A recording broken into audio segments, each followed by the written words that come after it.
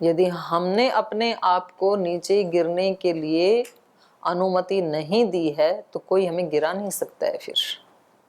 और यदि हमने हिम्मत मार दी तो कोई उठा नहीं सकता है। हिम्मत हार दी तो जो व्यक्ति खुद हिम्मत हार गया उसको कोई नहीं उठा सकता है, और जो खुद से नहीं हारा उसको कोई गिरा नहीं सकता है। तो आप इसकी बिल्कुल चिंता ना करें। कोई बहुत ऐसा जरूरी हो कि जी ये बात तो बतानी पड़ेगी, नहीं तो बहुत लोगों को कष्ट हो जाएगा, संस्था का नुकसान हो जाएगा, तो फिर बतानी चाहिए अपनी बात। और यदि उससे ये लग रहा है कि जी रोज रोज अब छोटी छोटी बातें क्या स्पष्ट करना है, तो ठीक, हम अपना काम करते जा रहे हैं। दूसरे व्यक्ति का अपना थिंकिंग है, अपनी व्यू है, और उसके लिए भी भगवान से प्रार्थना कि भगवान जी ये थोड़ा अच्छा सोचने लग जाए, ऐसा कर दो ना कुछ। तो जब आप ये भाव उठाओगे तो कम से कम आपका मन शांत हो जाएगा। अब वो उसको रिसीव करे ना करे उसकी मर्जी। तो भगवान से ऐसी प्रार्थना, एक वाक्य बोल दिया करो दूसरे के लिए जब दूसरे कष्ट देते हैं कि भगवान जी आप थोड़ी कृपा करो ना, थोड़ा वो भी अच्छे से सोचने लग जाएं तो हमारे को भी ज़्यादा कष्ट ना हो, या फिर हमारे को थोड़ी ज़्यादा हिम्मत दे दो कि उनके वैसा सोचने पे भी हमारे ऊपर प्रभाव ना पड़े।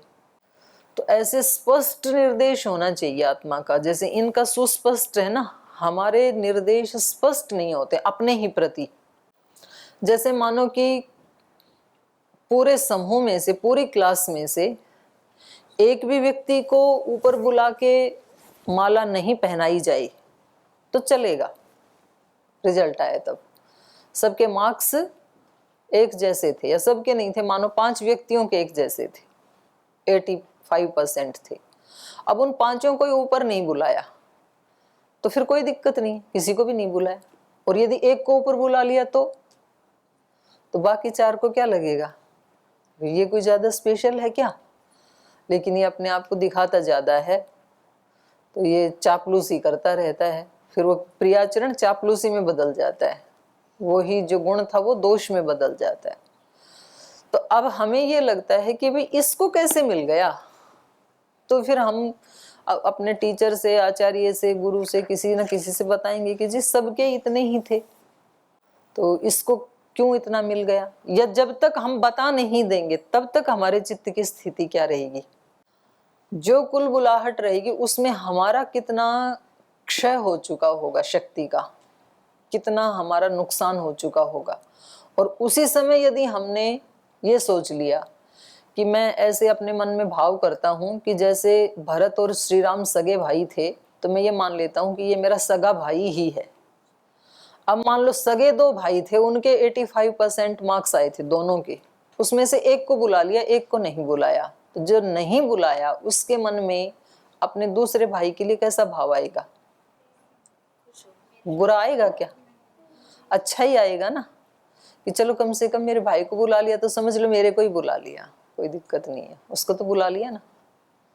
तो मतलब तुरंत भाव में अंतर आता है। सोचने मैं जब बोल रही हूं ना आपको, तो भी आपके सुन करके भी भाव में तुरंत अंतर आपको अनुभव होगा।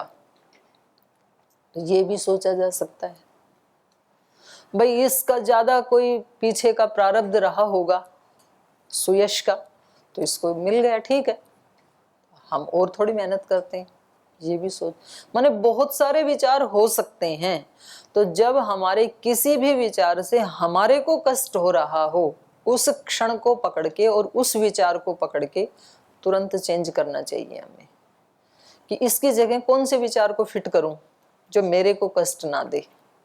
तो ये यहाँ से फिर साधना शुरू होती है। यही चित्तवृत्ति निरोध है। महर्षि पतंजलि जी ने सर्व चित्तवृत्ति निरोध है तो कहा ही नहीं, क्लिष्ट चित्तवृत्ति निरोध है कहा है, कि पहले आप क्लिष्ट वालियों का निरोध करो। जो भी कोई नेगेटिव भाव आता है, कोई नेगेटिव विचार आता है, कोई दुखदाई भाव या विचार आता है, उसको रोको। पहले विचार को रोको, विचार के साथ भाव जुड़ा होता है। तो ठीक है माता जी, और कोई प्रश्न है किसी का? ओ माता जी प्रणाम। माता जी, सांख्य दर्शन में कथा आती है जड़ भरत की। उन्होंने मतलब हिरण के बच्चे की रक्षा की थी और वो मेरे को मालूम है, आगे पालन बोलो। पोषण किया, तो मतलब अगले जन्म में उनको भी हिरण का जन्म मिला। तो मतलब ज्ञान पूर्वक उन्होंने सेवा तो की उसकी, लेकिन फिर वो बंधन में आ गए। अगर वो उस समय सेवा नहीं करते तो पाप, और सेवा की तो पुण्य। लेकिन जो कर्माशय फल बना उस चीज़ का, उसमें थोड़ा संशय रहता है कि मतलब उन्हें करनी चाहिए थी या नहीं। करनी चाहिए ना, लेकिन आसक्ति पूर्वक नहीं करनी चाहिए, ज्ञान पूर्वक करनी चाहिए। ज्ञानी थे लेकिन ज्ञान का प्रयोग नहीं किया। जो मैंने अभी बात साध्वी जी को बताई वही तो बात कह रही हूँ। ज्ञान हम सबको है, किसी के अंदर भी ज्ञान की कमी नहीं है। उस ज्ञान को व्यवहार में लाने की कमी है, वहां जोर पड़ता है। ज्ञान में अगर मेरी जगह आपको यहाँ बिठाऊं तो मेरे से बढ़िया कक्षा ले सकते हो आप।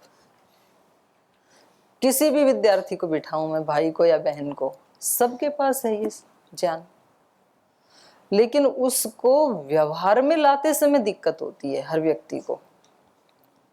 आपको भी होती है, मुझे भी होती है, सबको होती है। तो ज्ञान तो था इनके पास, लेकिन उस क्षण इनका ज्ञान स्लिप हो गया। जब बच्चे की सेवा करने लगे आसक्ति हो गई। उठाया ज्ञान पूर्वक ही था कि भाई हमें कोई दुखी प्राणी है तो उसके प्रति करुणा का भाव रखना चाहिए। इसकी माँ तो मर गई, अब बच्चा तो निराश्रय हो गया, तो इसका पालन पोषण हमें करना चाहिए। संतों का तो जीवन ही इसके लिए है कि जो बेसहारा हैं उनको सहारा दें। लेकिन उसको पास लाते ही उससे आसक्ति हो गई। फिर उसके बाद जो पालन पोषण किया वो आसक्ति पूर्वक किया। तो ये कहा जाएगा कि जो ज्ञान था उसका अभ्यास जो है वो सुदृढ़ नहीं हुआ था। अभ्यास एक ही दिन में सुदृढ़ नहीं होता है ना, उसमें फिर सतु दीर्घ काल नैरंतर्य सत्कारा से भी तो दृढ़ भूमि होने में दीर्घ काल लगता है और उसमें निरंतरता बनानी पड़ती है। बीच में यदि कहीं मिस हो गया, एक दो बार टूट गया वो नैरंतर्य, तो फिर दोबारा शुरू से ही करना पड़ेगा। जैसे अनुष्ठान आदि किए जाते हैं ना, कोई 5 दिन के, 7 दिन के, 9 दिन के ऐसे अनुष्ठान करते हैं, और उसमें यदि थोड़ा एक जगह भी कहीं चूक हो गई तो फिर वो अनुष्ठान खत्म, फिर अगली बार फिर करना पड़ेगा आपको। तो इसलिए बहुत सावधान होकर के लोग अनुष्ठान करते हैं कि एक क्षण की भी चूक नहीं होनी चाहिए, तब वो फल देगा। तो इसलिए वहां पर विशेषण लगाना पड़ा महर्षि पतंजलि जी को, दीर्घकाल नैरंतर्य, क्योंकि मोमेंटम जो है वो नैरंतर्य से आता है। कभी किया फिर छोड़ा, फिर ऐसे नहीं आता है। आपको एक हाई जंप लेना है और आप 1 मीटर भागे, फिर थोड़ी सी सांस ली, फिर भागे, फिर थोड़ी सांस ली, अब आप नहीं कर सकते हैं, ना लॉन्ग जंप कर सकते हैं ना हाई जंप कर सकते हैं। आपको पूरा एक प्रवाह बनाना पड़ेगा, और वो प्रवाह तो सातत्य से ही बनता है, और फिर आप एकदम से लगा जाएंगे। जैसे फ्लाइट को उड़ना है, ऊपर टेक ऑफ लेना है, तो वो पीछे से बहुत तीव्र गति से दौड़ता है और दौड़ के फिर एकदम से उठ जाता है ऐसे ऊपर। तो ऐसे इस साधक को दीर्घकाल नैरंतर्य और फिर श्रद्धा पूर्वक, क्योंकि श्रद्धा जुड़ी नहीं होगी तो व्यक्ति थक जाएगा, फिर 1-2 महीना करके उसको बोरिंग हो जाएगी, फिर वो इधर उधर झांकने लगेगा कि कोई दूसरा रास्ता अपनाऊं क्या, कुछ मिला तो नहीं मेरे को। और यदि उसको रस आ रहा है तो कितने वर्ष बीत गए उसको भी पता नहीं लगेगा। वो बोलेगा कि भगवान मिले ना मिले पर साधना करने में अपने आप में ही इतना रस है कि ना भी मिले तो चलेगा, क्योंकि इतना आनंद आ रहा है। तो इसलिए उन्होंने कहा कि श्रद्धा पूर्वक करो जो भी करोगे, रस श्रद्धा में है। जो ये कहा ना रसो वही सह, उस रस की अनुभूति श्रद्धा से होगी, नहीं तो नहीं होगी आपको। इसलिए हर छोटे बड़े काम में रस आना चाहिए, इसकी हमें टेस्टिंग करनी है। रामायण पढ़ते समय रस आता है कि नहीं आता है? मतलब खुद को आपकी नहीं पूछ रही मैं, हर एक को अपनी टेस्टिंग करनी होगी। ये भी तो हो सकता है कि भाई ये प्रश्न चलते रहते हैं, आगे का पाठ होता नहीं है, बोर हो गई सुनते सुनते। अगर ये भाव है तो समझ लो कि 1 घंटा खराब, और 1 घंटा ही खराब नहीं, फिर आने वाले 10 घंटे खराब होंगे, क्योंकि खराब माइंड सेट से आप अगली कक्षा में जाएंगे तो वो भी खराब ही होगा, फिर वो कक्षा भी खराब, फिर ये खराब माइंड सेट डबल हो गया, अब तीसरी कक्षा में जाएंगे, तीसरी भी खराब। इसलिए अपनी कोई कंडीशन मत रखो। तो हमें प्रयास पूर्वक, क्योंकि परिस्थितियां हमारे वश में नहीं है, आप इस कक्षा में आएंगे कि नहीं आएंगे ये आपके वश में नहीं है, आपको आना ही पड़ेगा, क्योंकि ये नियम है इस गुरुकुल का। खाने में आपकी पसंद की सब्जी बनेगी कि नहीं बनेगी आपके वश में नहीं है। गुरुकुल का नियम है कि एक दिन लौकी बनेगी, एक दिन तोरी बनेगी, एक दिन टिंडा बनेगा, एक दिन कद्दू बनेगा, एक दिन दाल बनेगी, एक दिन पनीर भी बनेगा। अरे जो भी बनेगा भाई, मुझे क्या पता आप क्या क्या खाते हो। तो ये आपके वश में नहीं है, इसलिए आपको कद्दू में भी रस लेना पड़ेगा जितना आप आलू पनीर में लेते हो। तो फिर आपका सतत अभ्यास बनेगा। फिर दीर्घ काल भी करना है, निरंतर भी करना है, और श्रद्धा पूर्वक भी करना है।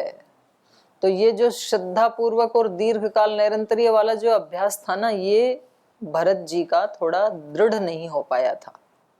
अगर दृढ़ हो जाता तब तो आसक्ति या राग आ नहीं सकता था। यदि किसी भी छिद्र से राग घुस गया, मतलब योग दर्शन में बताया कि छोटा सा जो छिद्र है ना कोई हमारे चित्त का, उसमें से भी घुस जाते हैं दोष। इसलिए मेरे को किसी विद्वान व्यक्ति ने, बहुत अच्छे योगी हैं वो, उन्होंने बताया कि जैसे हम यज्ञ करते हैं और जब चारों तरफ पानी छिड़कते हैं तो हमने तो अलग बना रखे हैं कि भाई कृमि ना आए, भाई कृमि ना आए तो पहले से ही डालते ना, उससे पहले आ लिए तो उभार कैसे निकलेंगे फिर। तो बोले जी वो करते करते और फिर जैसे 5 आहुति के बाद आपने उस यज्ञ को लॉक कर दिया चारों तरफ से कि अब इसमें कोई भी नेगेटिव फोर्स नहीं आएगी, और वहां से फिर मुख्य आहुतियां देवों के लिए शुरू होती हैं। अभी तक तो मैंने अपनी आत्मा को ईंधन बनाया था, ये कहा था कि भाई मैं खुद को ही ईंधन बना रहा हूं, अयंत इध्म आत्मा। हे जात वेदः तेन एधस्व वर्धस्व, उससे आप बढ़ो और प्रज्वलित हो, और फिर मुझे भी बढ़ाओ इन चीजों से। तो 5 चीजें मांगी ना वहां पर, प्रजया पशुभिर ब्रह्म वर्चसेन अन्न अन्नाद्येन। तो मुझे प्रजाओं से बढ़ाओ। प्रजा का मतलब अपनी इंद्रियां, प्रजा का मतलब अपने बाल बच्चे, प्रजा का मतलब अपने शिष्य शिष्याएं, ये सब प्रजा में आते हैं। और पशु भी, पशु मतलब साधन, और पशु का मतलब हमारा मन, हमारी इंद्रियां, हमारे प्राण आदि। प्रजया पशुभिर ब्रह्म वर्चसेन, ब्रह्म वर्चस ही हमारे चित्त के अंधकार को नष्ट कर सकता है। दोषों का अपने आप में अस्तित्व नहीं है, रोग का अपने आप में अस्तित्व नहीं है, योग का अभाव ही रोग है। अंधकार का अपने आप में अस्तित्व नहीं है, प्रकाश के अभाव का नाम ही अंधकार है। इसलिए जिसका अभाव है उसको बढ़ाओ आप। दोषों का तो अपने आप में अस्तित्व ही नहीं है, पर ज्ञान का न होना वो ही अपने आप में दोष है। तो इसलिए ज्ञान को बढ़ाना है, साधना को बढ़ाना है। निर्धनता का अपने आप में कोई अस्तित्व नहीं है, धन का अभाव होना ही निर्धनता, इसलिए धन को बढ़ाओ, निर्धनता अपने आप हट जाएगी। निर्धनता से नहीं लड़ना, अंधेरे से नहीं लड़ना, प्रकाश जलाओ, अंधेरा अपने आप ही नष्ट हो जाएगा। तो जो भी नेगेटिव वर्ग है उसका अपने आप में अस्तित्व नहीं है, पॉजिटिव का अभाव ही नेगेटिव है। तो इसलिए उससे लड़ना नहीं हमें, नेगेटिविटी से पॉजिटिविटी को बढ़ाना है, उसका अपने आप ही अभाव हो जाएगा। तो इसलिए यहाँ पर कहा है ब्रह्म वर्चसेन अन्न अन्नाद्येन, अन्न माने जितने भी संसाधन हैं वो सब अन्न में आएंगे, और अन्नाद्य मतलब उसको भोगने की शक्ति। साधन तो हैं पर साधन को भोगने की शक्ति नहीं है। अब व्यक्ति के पास बादाम है, काजू हैं, मेवे हैं, घी हैं, लेकिन बीपी हाई है, डॉक्टर ने मना कर दिया, तो खा नहीं सकता है ना, सामर्थ्य नहीं है। दाल का पानी पी सकता है। स्वीट्स की दुकान है, देसी घी की बहुत सारी स्वीट्स बनती हैं रोजाना, लेकिन डायबिटीज है तो खा तो नहीं सकता ना। तो अन्न भी दो और अन्नाद्य, उसको भोगने की शक्ति भी दो। तो 5 आहुतियों में तो ये सब मांगा जाता है और अपने आप को समर्पित किया जाता है। और उसके बाद फिर सूर्य के लिए, सोमदेव के लिए, देवों को जो हमें आहुति देनी है, तो अब बस केवल हमारा और देवताओं का संपर्क संबंध रहेगा। बाकी सब के लिए उसको लोप कर दिया हमने, बाकी किसी का प्रवेश नहीं होगा चारों तरफ से। तो वो हम जानते नहीं है, तो इसलिए उसका वो भाव भी नहीं लाते, फिर उतना प्रभाव भी नहीं पड़ता है। तो जो आपने पूछा कि जी वो उनको ना सेवा करनी चाहिए थी कि नहीं, जड़ भरत को, हिरण की, तो करनी तो चाहिए थी, लेकिन ज्ञान पूर्वक, विवेक पूर्वक करनी चाहिए थी। और यदि उसमें थोड़े सा छिद्र भी रहा तो फिर से राग घुस गया, क्योंकि उन्होंने सब तरफ से वैराग्य को बढ़ाने के लिए लोक नहीं किया अपने चित्त को चारों तरफ से, तो किसी एक छिद्र से भी आकर के घुस गया राग। तो उस राग के कारण फिर उनको उस योनि में जाना पड़ा। लेकिन इतनी की हुई साधना फिर नष्ट हो गई क्या? नहीं, नष्ट तो नहीं हुई। भले ही उसका फल तो नहीं मिला, फल तो मिलना चाहिए था मोक्ष, और चले गई हिरण की योनि में, उल्टा हो गया। लेकिन की हुई साधना नष्ट नहीं होती, संस्कार नष्ट नहीं होते। तो संस्कार बने हुए थे, इसलिए अब हिरण की योनि में बहुत सावधान रहते थे। फिर वो कहते हैं कि वो हरी घास भी नहीं खाते थे, सूखे पत्ते ही खाते थे, कहीं हिंसा ना हो जाए। इतना ज्यादा यम नियमों का पालन करते थे हिरण की योनि में भी। उसमें तो ये होता है माता जी, कर्म आश्रय का फल बनेगा ही नहीं वहाँ तो, मतलब जब पशु योनि में आ गए वो हिरण की योनि में, तो उसमें तो कर्म आश्रय। लेकिन वो उसका स्वभाव है, वो ठीक है, वो आपकी बात ठीक है, भोग योनि है, वो गीला खाए तो भी नहीं बनेगा, पर वो उसके संस्कार तो काम कर रहे हैं ना। स्वभाव तो हमारे साथ जाता है ना, सूक्ष्म शरीर। तो जो संस्कार हमने मनुष्य शरीर में बना लिए, तो वो किसी भी योनि में साथ जाएगा हमारे। हमारी इंद्रियों का, मन का जो स्वभाव है, जो संस्कार है। आपने देखा नहीं कि कुछ कुछ गाय तो बहुत शरीफ होती हैं, बच्चे भी उनके गले से लिपट जाते, मारती नहीं है, और कुछ तो इतनी खोटी होती हैं कि किसी को भी सींग मारती हैं, किसी को भी लात मारती हैं। तो ये स्वभाव इसने कभी मनुष्य योनि में बनाया था। तो स्वभाव तो साथ ही रहता है हमारा। तो इनका, भरत का स्वभाव वहां भी साथ ही रहा। और फिर वो जितना उन्होंने त्रुटि की थी राग के कारण, उसको भुगत के, और फिर वो चिल्लाते नहीं हैं। जो योगी होते हैं उनकी एक विशेषता और होती है कि जीवन में कुछ भी प्रतिकूलता आ गई, कोई सांसारिक दृष्टि से कोई दुख आ गया, तो उसको लेकर के फिर वो हाय तौबा नहीं मचाते। समझदार तो चुप ही रहता, मूर्ख शोर मचाता। शोर मचाने वाले समझदार नहीं होते, क्योंकि भाई कभी ना कभी किया होगा कुछ ना कुछ, इसलिए अब जो आया है उसको चुपचाप पी लो, शिव जी की तरह उस विष को। उसके लिए शोर मत मचाओ, क्योंकि आप इस भगवान के या प्रकृति के विधान को बदल नहीं सकते हो। शोर मचाओगे तो भी नहीं बदल सकते हो। जब बदल नहीं सकते तो शोर क्यों मचाना? चुपचाप अपना उसका सदुपयोग कर लो फिर। तो उन्होंने शोर नहीं मचाया, हिरण बन के भी अगले जन्म में मुक्त हो गए, कोई बात नहीं है। तो इसलिए आपको बचाना तो चाहिए, ऐसी कोई प्राणी है तो उस पर करुणा तो करनी चाहिए, लेकिन बराबर ये भी ध्यान रहे कि हमने संसार के मार्ग को छोड़ करके ये ब्रह्मचर्य की दीक्षा ली थी। ये सन्यास की दीक्षा ली थी।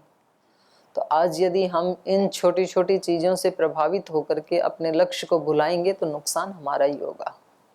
ठीक, धन्यवाद माता जी। चलें आगे। मुझे लगता है थोड़ा पढ़ लेते हैं अब, है ना, और कोई प्रश्न होगा तो फिर कल ले लेंगे। तो आइए 16वें श्लोक पे चलते हैं। जाने चैतन्मनस्थं ते दृढ़ीकरणं मस्त्विति अपृच्छं त्वां तवात्यर्थं कीर्तिं समभिवर्धयन् जाने च रामं धर्मज्ञं ससीतं सह लक्ष्मणम् असौ वसते ते भ्राता चित्रकूटे महागिरौ श्वस्तुगन्तासि तं देशं वसाद्य सह मन्त्रिभिः एतं मे कुरु सुप्राज्ञ कामं कामार्थको विद ततस्तथेत्येवमुदारदर्शनः प्रतीतरूपो भरतो ब्रवीद्वचः चकार बुद्धिं तदा तदाश्रमे निशानिवासाय नराधिपात्मजः। तो भरद्वाज जी ने कहा, जाने च एतत् ते मनस्थम एतत् अहम जाने। आपके मन में जो स्थित भाव है इसको मैं जानता ही था। दृढ़ीकरणम अस्तु इति, लेकिन मैं इसको सुदृढ़ करने के लिए आपसे पूछ रहा था। अपृच्छम त्वाम तवात्यर्थम कीर्तिम, आपसे इसलिए पूछा कि आपकी ही कीर्ति को समभिवर्धयन, बढ़ाने के लिए, बढ़ाते हुए उस कीर्ति को आगे बढ़ाना चाहता था, इसलिए मैंने ये बात पूछी आपसे। और अब आपने पूछा कि श्री राम लक्ष्मण कहाँ हैं, तो वो भी मैं जानता हूँ वो कहाँ हैं। जाने च रामम धर्मज्ञम स सीतम सह लक्ष्मणम, सीता सहित और लक्ष्मण सहित धर्मज्ञ, धर्म के मर्म को जानने वाले श्री राम कहाँ हैं, ये अहम जाने, मैं जानता हूँ।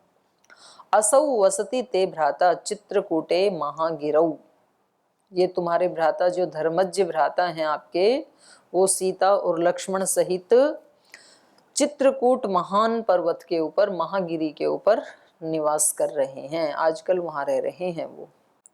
स्वस्तु गंतासि तम देशम वस अद्य सह मंत्री भी, तो बोले आप वहां पर कल जाना, अभी तो आए हो, अभी तो कुशलक्षेम ही पूछा था, और कुशलक्षेम पूछने में ही ऐसा प्रश्न पूछ लिया कि भरत जी दुखी हो गए, और फिर उसका समाधान भी कर दिया, उन्होंने अपना अभिप्राय बताया तो ये खुश हो गए। खुश हो गए तो कह रहे हैं कि अब आज मत जाओ, आज हमारे पास रहो, अपने मंत्रियों सहित आश्रम में ही रुको। श्वस्तु गंतासि तम देशम वस अद्य सह मंत्री भी एतम में कुरु सुप्राज्ञ, तो अब यहाँ पर उनको क्या कह रहे हैं, सुप्राज्ञ, अत्यंत प्रज्ञावान, मेधावी। एतम में कुरु कामम, मेरी इस कामना को आप पूरा करो, मेरी इच्छा है कि आज आप मेरे पास ही रहो। तो देखो ये संसार का नियम है, जो अच्छा व्यक्ति होगा उसको सब अपने पास रखना चाहेंगे, और जो अच्छा व्यक्ति नहीं होगा उसको सब दूर भगाना चाहेंगे। इसलिए जिस व्यक्ति को सबका प्रिय बनने की इच्छा है तो वो अपने जीवन को समर्थ बनाए, गुणों से संपन्न बनाए, उज्जवल बनाए, दोष रहित बनाए, तो अपने आप बन जाएंगे। तो जैसे भरत जी के चरित्र का इन्होंने पता लगाया, वैसे इनको पहले भी पता ही था, पर उनसे बातचीत करके और स्पष्ट हो गया। और फिर जो इनके गुरुजी हैं वशिष्ठ आदि, उन्होंने भी भरत जी के बारे में बताया। तो अब इनको ऐसे भद्र पुरुष को अपने से दूर भेजने की इच्छा नहीं हो रही है, तो कह रहे हैं थोड़ी देर और रुको ना यहाँ पे। तो ऐसा ही है संसार। तो कहा कि हे सुप्राज्ञ, मेरी इस कामना को आप पूरा करो। एतम में कामम सुप्राज्ञ कुरु, कामार्थ को विद, कामना को जानने वाले हे महाप्राज्ञ, मेरी ये आपसे अनुग्रह है मेरा कि आप आज रात्रि को यहीं निवास करें। ततः तथेत्य एवं उदार दर्शन, और ये भी कितने उदार दर्शन हैं। इन्होंने कहा कि ठीक है गुरुजी, जैसी आज्ञा, मतलब ये नहीं करे ना ना हमारे पास टाइम नहीं है, आप देखो हमें जाना पड़ेगा श्री राम से मिलने के लिए। इतना कि अभी थोड़ी देर पहले तो मेरे ऊपर आशंका कर रहे थे और अभी मेरे को रहने के लिए कह रहे हैं, तो हमें नहीं रहना है। बोलना जी हमें तो जाना पड़ेगा, आप बस बता दीजिए कि कैसे जाएं, ऐसे नहीं कहा। तो इससे पता लग रहा है कि इनका चित्त प्रशांत है, बिल्कुल शांत चित्त है, कुछ सुन करके हिला डुला नहीं। तो ठीक है जी, जैसे बड़ों ने कह दिया। ततः तथेत्य एवं उदार दर्शन प्रतीत रूपो भरत अब्रवीत। उदार दर्शन प्रतीत रूप भरत जी ने ये कहा कि ठीक है गुरुजी, जैसे आप कह रहे हैं वैसे ही कर लेंगे। चकार बुद्धिम तदा तदाश्रमे निशा निवासाय नराधिप आत्मज। तो जो महाराजा दशरथ के पुत्र हैं वो उन्होंने रात्रि को वहीं निवास करने का अपना मन बना लिया, बुद्धि बना ली, उस आश्रम में ही रहने का निर्णय ले लिया। तो अब चित्रकूट के लिए जो प्रस्थान करेंगे ये कल पढ़ेंगे यात्रा। आज यहीं विराम लेते हैं।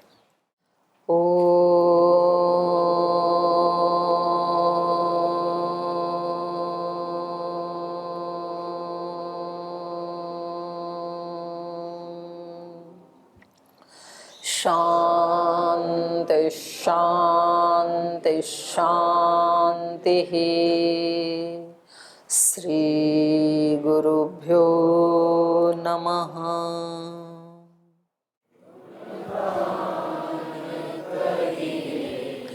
राम का गुणगान करिए, राम प्रभु की भद्रता का, सभ्यता का ध्यान धरिए, ध्यान धरिए। राम का गुणगान करिए, राम का गुणगान करिए। राम के गुण गुण चिरंतन, राम के गुण गुण चिरंतन, राम गुण सुमिरन रतन धन, राम गुण सुमिरन रतन धन। मनुजता को कर विभूषित, मनुज को धनवान करिए, ध्यान धरिए। राम का गुणगान करिए, राम का गुणगान करिए, राम का गुणगान करिए। राम। ओम श्री गुरुभ्यो